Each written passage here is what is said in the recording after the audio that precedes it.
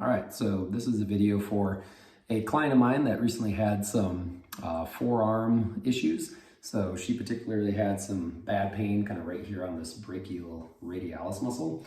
So this muscle itself kind of comes right here. It starts up off of your humerus and it crosses the elbow joint and it starts here down on your forearm. Its primary role is to kind of help with some rotation of your wrist and forearm like this. And a secondary motion, it can actually flex the elbow a little bit. So when we were kind of going through some of her range of motion exams, we're noticing that she had actually some more shoulder limitations on that side as it related to, what was going on with the elbow. So we kind of felt that a lot of these upper body like chest and shoulder and even lat and some of the under armpit muscles were actually affecting this forearm. So a lot of times what happens is that the forearm muscle tries to compensate for some of these bigger muscles that are nearby that should be doing some of the work. So as an example, when we were checking out some of her ranges of motion, one of the first ones was this horizontal adduction. So I was just kind of like having her arm like this and trying to bring it across her body. And when we did this on her left side, it definitely was more limited than when we did on the right side. So her right side should come all the way across. Her left arm was very limited as she went across. And again, I'm doing this kind of in a mirror image, but it was her left arm was not able to move kind of horizontally in this adducted position. And also when she started doing some of this, she could feel that forearm trying to work. The other big things that she was noticing is like, holding on to something or picking something up really exacerbated or made that forearm muscle a lot worse. So just kind of like grabbing and holding on to things felt very unsported and really strained that forearm muscle quite a bit. So anyway, that was the first range of motion thing, was just trying to do this like horizontal adduction. So if you keep your elbow straight, you have your thumb pointed down, and you're not twisting your body like this, but you're just moving the arm kind of across the shoulder, you should see kind of symmetry on both sides. So if you notice that one shoulder pops up or their elbow really bends as you're trying to bring it across, that's a compensation pattern. Or if you feel it like right here in that forearm, that's another compensation. That muscle that you should be firing and feeling is right here on the chest. So again, that's kind of range of motion assessment number one. If you notice that you're not able to come across and you're having some forearm issues here, there might be some pec dysfunction. The second range of motion that we really saw was actually a shoulder depression limit. So on this one, I basically had her try to kind of like reach for the bottoms of her pockets with her hands. So again, on her good side, which was her right one, she'd go down, I could see the shoulder drop pretty easily. When she tried to do the left side, she couldn't get that one to drop quite as well. So she could bring it up okay, but going down was very, very difficult for her. Okay, so again, if you notice that, again, you can bring one shoulder all the way up and all the way down, but you're not able to bring the other one all the way up and all the way down, again, there might be some dysfunction in some of those under armpit muscles, like your serratus anterior, serratus posterior, might also be still pec, lat, even the subscap muscle could help kind of depress or bring that shoulder down. So the third range that we started to see was I actually had her lie down on her back. So if you can imagine me kind of laying down on my back like this, I had her go into a 90-degree internal rotation. So this position is called 90-90 because you're 90 degrees kind of abducted away from the ribs, and then your elbow is also at 90 degrees. So in this position, lying on her back, when we tried to go into internal rotation, meaning rotating down and forward like this, she could not bring this arm down as far as she could do it on her good side. So again, her right side was good, left side was very limited going downward into this internal rotation position. Okay, so that's again another function of just looking at a few different muscles. But those were the three main ranges of motion that we were assessing to kind of figure out what was going on there and what was causing some of that pain, like in the forearm. And on a few of those ranges of motion, she was definitely feeling the forearm instead of the bigger muscle nearby. So that's kind of a big key, is really trying to look at what are some of the bigger muscles that provide the actions that should not be done or should not be the role of the smaller muscles. So a lot of times the smaller muscles are usually there for kind of balance, support, and kind of like these smaller intrinsic motions, where your bigger muscles are there, like your pecs, your lats, your traps, are there to like really give you these bigger global movement patterns, okay? So the first isometric that we gave her, so the corrective exercise, number one, was actually one for your pec major. So for this one, I just had her hold her hands together like this, and all she was trying to do is squeeze gently the heels of her palms together, just like this. Now when we did this up here in this position, so I just kind of call this the prayer push, So as you do this, and when you squeeze in, you should feel both your left and your right pec muscles just lightly contract. So for her, I had her hold that for about 6 seconds, and we did a total of 6 sets in a row.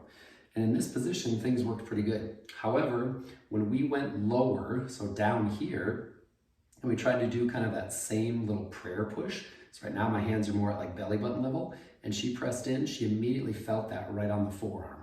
So again, that should not be a forearm action, but somehow she's trying to kind of, compensate by using that forearm by squeezing in.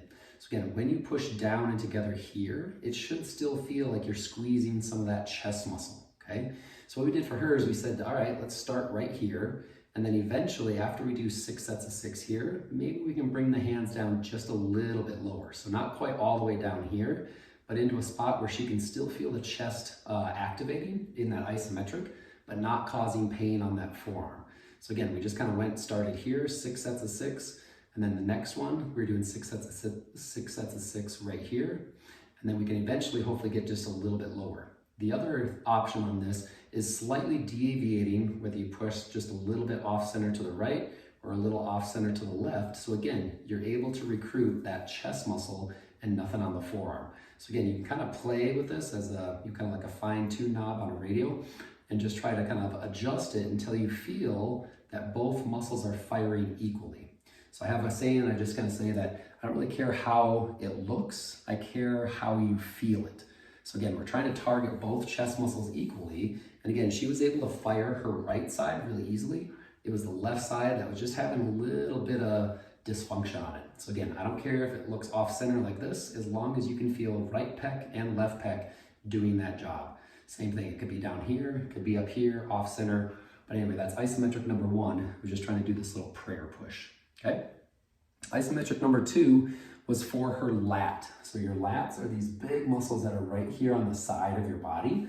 Okay, so on both left and right side. One of their main roles is to do internal rotation of the shoulder. Another big one is to bring the arms behind the body and also kind of towards the center of the body. So they kind of bring the arms down and back like this.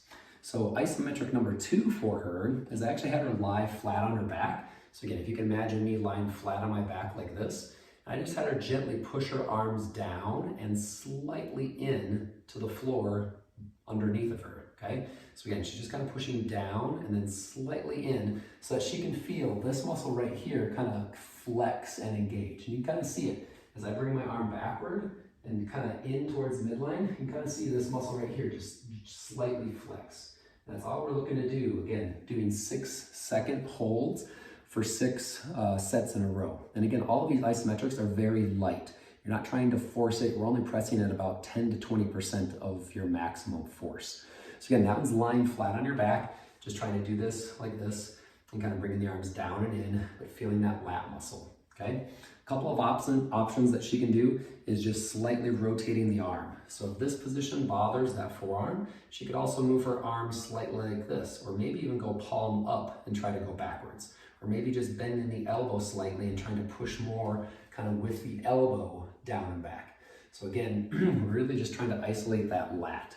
There is a way to do this one standing up, just like I'm kind of demonstrating right now, is you can also just try to squeeze your arms together behind you, kind of keeping your elbows straight. So again, just kind of like this, kind of squeezing both arms kind of in towards your midline. And you should, again, kind of feel those under armpit muscles and the lat engage. So again, all of these are just a very light pressure holding for 6 seconds and doing a total of 6 sets of those.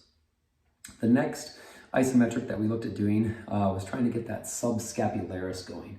So for this one, I suggested that she get like a little yoga brick like this. So again, you can pick these up on Amazon for, I don't know, 12 bucks or something like that. But that really helps out well because you can adjust this to different heights. So you can manipulate your arm into different positions, okay?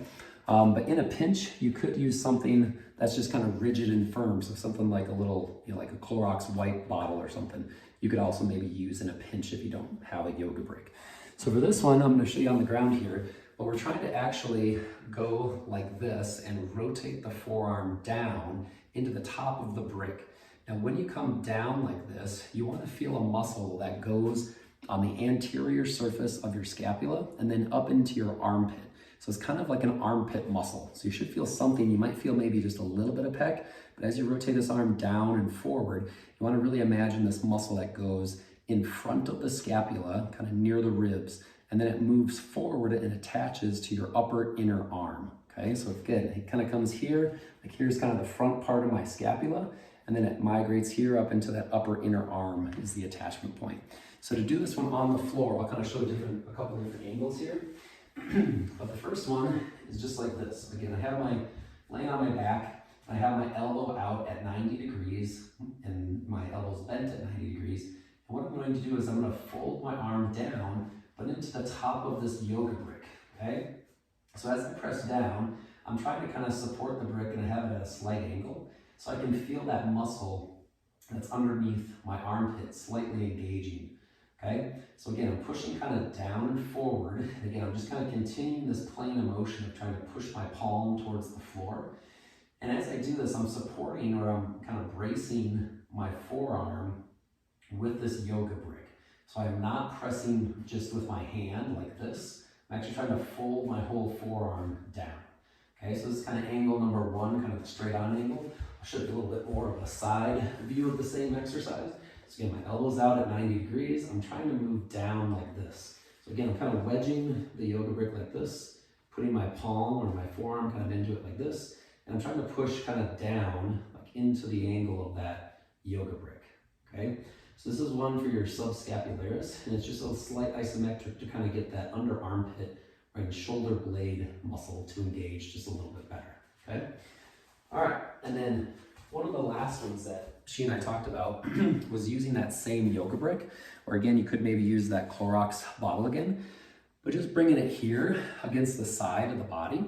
And all we're trying to do is with this straight arm, we're trying to pull it in to the side of the rib cage. So again, you can go wider like this, or even if you need to, you can go as wide as that far.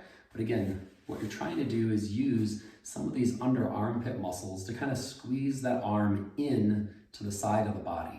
So again, as I do this, you may be feeling just a little bit of pec, that's okay, but I'm trying to really isolate those muscles that are underneath the armpit as I try to bring my straight arm into my side. So it's almost like a soldier at attention that's trying to do this. We're just putting this little brick here for resistance as we squeeze in. And again, the same count, doing 6 sets, holding each set for 6 seconds each. So those are just a few isometrics and range tests. And again, what I would suggest is check out the ranges of motion first, see if they've improved or, from day to day, or if they're still the same.